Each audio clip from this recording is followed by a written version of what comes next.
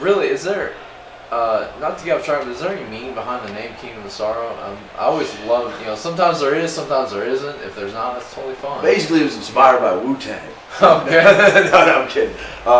Kingdom of Sorrow, I don't know necessarily what the specific inspiration was, but I think that there was a lot of that Jamie. I can speak for Jamie and myself. Reflective of the sound. I think it's the big thing is that I think Jamie was trying to find a way to kind of, give people an accurate idea of, what the listening experience would be. Right. You're going, you're stepping into the Kingdom of Sorrow. Right. And there's really like, at that time in Jamie's life, my life, I can speak for myself, was a painful time. Yeah.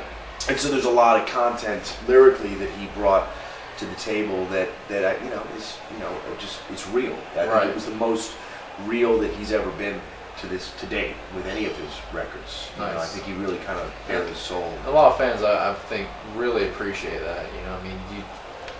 One of the tragedies of a lot of music is it's written for the musicians, and I think it's always better when the musicians write their own lyrics. Yeah, well, definitely. it depends on some Sometimes bands are great musicians and they can't write songs. Right. You know what I mean? And it doesn't really make much sense. It's forgivable for acceptable. I'm not trying to get on a soapbox. I think it's really good when you're hearing the band members' emotions in the lyrics. I've always preferred bands that write their own music. Me Right. personally, an example would be Aerosmith. Right. Whether you like them or not now, once upon a time they wrote all their own music and it was fucking really badass. Right. That 70s Aerosmith stuff is incredible. And in the 90s and stuff, after they've been around for a while, they kind of had some other writers come in, and it was very successful for them commercially, but it's just not necessarily my favorite stuff that they write on. It's not. It's just, I prefer it when they write their own stuff. Do you, we talked about, the formation of Kingdom of Sorrow and what's behind Kingdom of Sorrow. Is there a specific, theme or message? Be yourself, have fun, Yeah, and I think that it's just persevere. I think what we're really trying to show, and Jamie in particular, I think what he's trying to do is, it's a vehicle for him to put something positive out there into the world and make something positive out of a bad experience. Okay. Writing songs. You can write a song. You can have a band called Kingdom of Sorrow, but the songs themselves are uplifting as far as the lyrical content, and that's something that I think Hatebreed, Crowbar, and Kingdom of Sorrow all have. Right. Very doomy sounding, music, but the lyrical content has an uplifting spirit. Very good.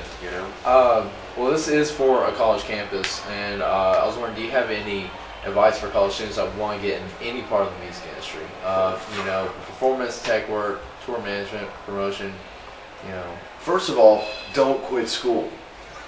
All right. First of all, unless you get some incredible gig that you're not gonna, Once in a lifetime. Once in a lifetime. Aerosmith wants you to tech for them. Yeah, and what the hell are you supposed to do? No, I'd agree. But I'm a dropout, but I can honestly say I wish I'd stayed in school. So that'd be the first thing I'd say. Second of all, be true to yourself.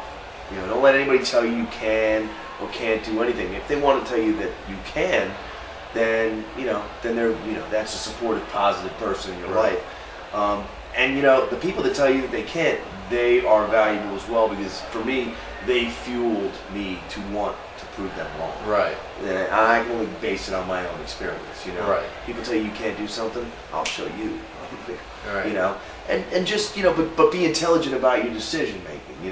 Not every just try to make sure that 80% of success is showing up. Right. So if you get a job, just show up and do your job. Right. And I got my start was kind of stagehanding and guitar teching, and then eventually it just you know, you meet a lot of people. It's all, unfortunately, a lot of it is who you know.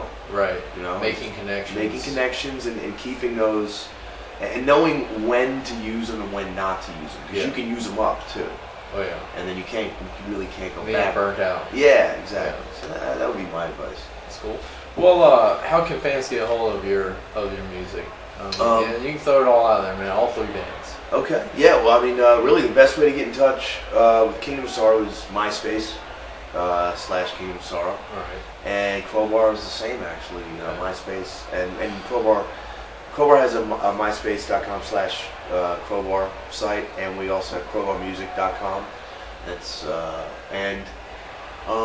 really the best way to check us out. And there's a bunch of videos of us live on YouTube now, and you can just type in Kingdom of Sorrow, and Right. If you want to get the CD, go out and get it. It's out there. Please go to Best Buy, go to Walmart. What's the name of the album? The name is Kingdom of Sorrow. It's a self-titled record, and it's on Relapse Records. On Relapse Records, it's been out since February, and we really appreciate all the support we've gotten so far. Yeah. We scanned almost 30,000, which for us is a real triumph in today's musical climate, because the record business seems to be dying, but the music business is still up there, man. You know, we're playing tonight with Guar. This is probably going to be another sold-out show. Right. Opening up for these guys, and we're blessed to be able to do it. Just to let you guys know, we're again in the backstage area of Soul Kitchen in downtown Mobile, Alabama. Kingdom of Sorrow is in support of Guar, and Talk to Holocaust is also on that ticket. And it's going to be a great show. Looking forward to it. Thank you for your interview. Hey, man. Thank you very much.